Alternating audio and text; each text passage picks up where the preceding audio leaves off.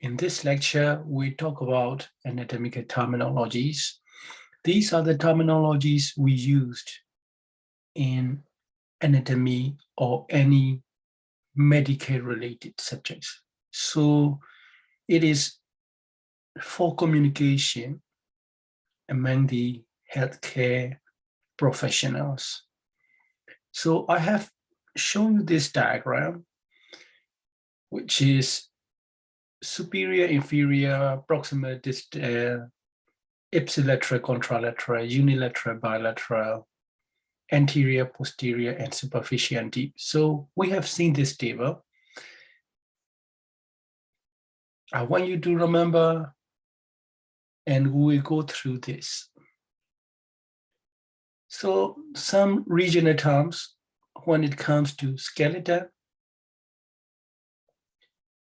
we will call it either axial skeleton or appendicular skeleton.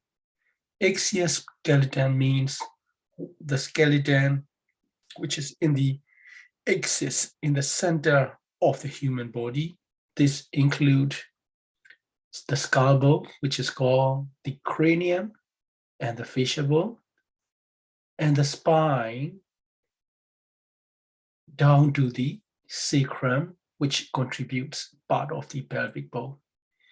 So cranium, facial bone, the whole spine, from the neck, which we call cervical spine, in the thorax, thoracic spine, and in the lumbar region, lumbar spine, and finally come down to sacrum, which is part of the pelvic bone. So these are in the axis of the body, and they are in the axial skeleton.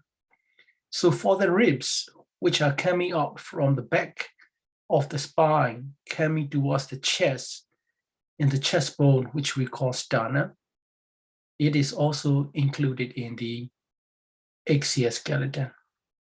So what is appendicular skeleton? Appendicular skeleton means anything other than axial skeleton. So if you look at carefully, the clavicle, collarbone, clavicle, it is gold yellow color coded, it is the appendicular skeleton. It is not included in the axial skeleton. So if we remember what is axial skeleton, then we will remember what is appendicular skeleton. So now this is a specimen which is of a limb, which is carefully dissected to show the different layers of the body. So outermost layer, which we call skin, actually it is epidermis. Underneath the epidermis, we have another layer called dermis. So combination of epidermis and dermis makes the skin. And deeper to the dermis, we will have hypodermis. And deeper to the hypodermis, we will have deep fascia. Finally, we got down to the muscle. So let's say if you are doing a intramuscular injection, your needle has to go through the epidermis, dermis, hypodermis, deep fascia, and finally it gets into the muscle. The skin is closer to the external environment. Epidermis is closer to the external environment comparing to the dermis. And therefore, I would say the skin is superficial to dermis. The same thing like dermis is superficial to hypodermis. Hypodermis is superficial to deep fascia, and deep fascia is superficial to muscle. So superficial means closer to the external environment. Now, when you get into the clinical rotations, this is the knowledge we need to carry for that. When you examine somebody's abdomen, you need to know which organs you are examining through the skin and muscle of the abdomen. In this diagram, we are dividing the abdomen into 4 quadrants. So a line in the midline going through the umbilicus, and another line, which is horizontal line, going through the umbilicus. By doing these imaginary lines, we split the abdomen into right upper quadrant, left upper quadrant, right lower quadrant, and left lower quadrant.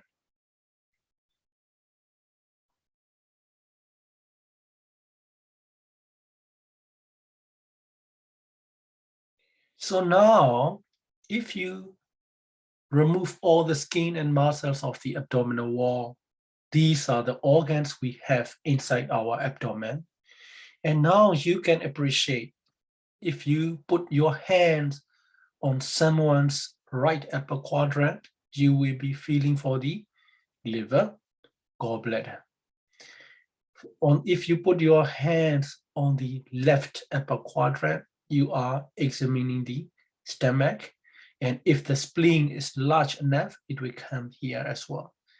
The same thing like in the right lower quadrant, the organs associated with this quadrant are cecum and appendix. And left lower quadrant, we will have our sigmoid colon. Of course, small intestines will be wandering around nearly every part, nearly every quadrant. If we want to be more specific, we use the 9 regions of the abdomen. In this context, we draw 2 perpendicular lines, vertical lines, which are crossing the midpoint of the clavicle, and they are called midclavicular line. We will have right midclavicular line, left midclavicular line, and we will draw another 2 horizontal lines, which are just running below the costal cartilage of the ribs, and therefore they will be called subcostal line or subcostal plane.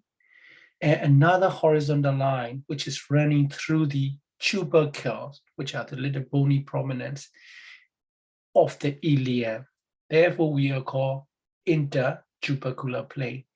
By doing so, we now have the 9 regions of the abdomen: right hypochondrium, left hypochondrium, epigastrium, right lumbar region, left lumbar region, and umbilical region. And we will have right inguinal region, left inguinal region, and this is the suprapubic or hypogastric region. This is more precise.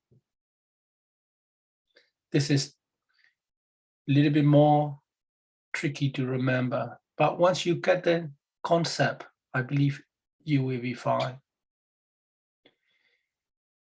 Superior, top, inferior, bottom, cranial, caudal, anterior and posterior. Anterior means front or ventral, posterior means dorsal, medial and lateral. Medial means closer to the center of the body, lateral means farther away from the center of the body. Proximal in the limb means closer to the origin of the limb, and distal is farther away from the origin of the limb. And therefore, the knee is proximal to the ankle, and the knee is distal to the hip joint. Now, here comes the planes of the body. If we split the body in right and left half, we will call that sagittal plane. If we split the body in anterior half and posterior half, or ventral half and dorsal half, we call the plane frontal plane or coronal plane. If we just get through the body in a cross section in the axis, we will call transverse plane. Finally, these are the body cavities. We have 2 main body cavities, which are dorsal body cavity and ventral body cavity. Dorsal body cavities include the brain cranial cavity, which contain the brain and the spinal cord vertebral cavity. Ventral body cavities include chest, thoracic cavity, abdominal cavity, and pelvic cavity.